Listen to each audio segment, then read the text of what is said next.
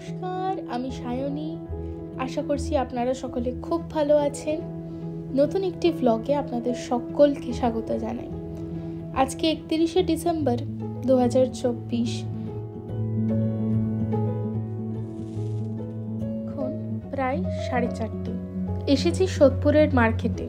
কি সুন্দর পিটুনিয়াগুলো এসছে দেখুন। ওইদিকে আবার একটি কমলা গাছও আছে, তাতে আবার একটি কমলা ধরেও আছে। এদের দেখলে এক নিমেষে মনটা ভীষণ রঙিন হয়ে ওঠে। ইচ্ছে করে ওদের সবাইকে বাড়িতে নিয়ে চলে যাই, কিন্তু ওই যে সময়ের অভাবে ওদের পর্যাপ্ত পরিমাণ যত্ন করতে পারবো না বলেই পিছিয়ে আসি। ওরা এখানেই বাড়তে থাকুক আর মানুষের মনে আনন্দ সঞ্চার করুক। এইদিকে আছে কিছু পেঁচি গ্যাদা, কিছু চন্দ্রমল্লিকা, আর এইখানে আছে বেশ কিছু বেগুনি বোগেনভেলিয়া। শীতের পড়ন্ত বিকেলে খুব মিষ্টি লাগছে ওদেরকে দেখতে। এখন প্রায় সন্ধে 7:20 মতন বাজে। এসছি সোদপুরের শ্রীলেদার্সে।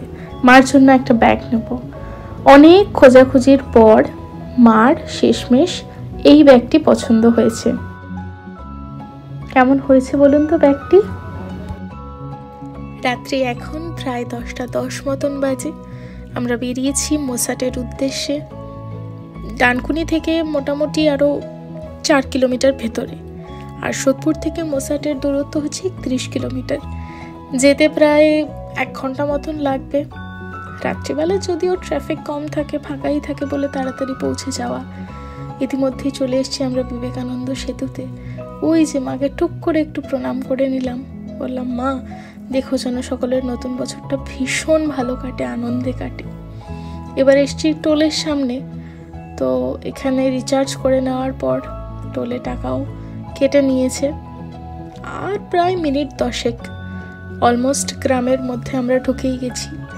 পৌঁছে যাওয়ার পর বছরটা শুরু হলো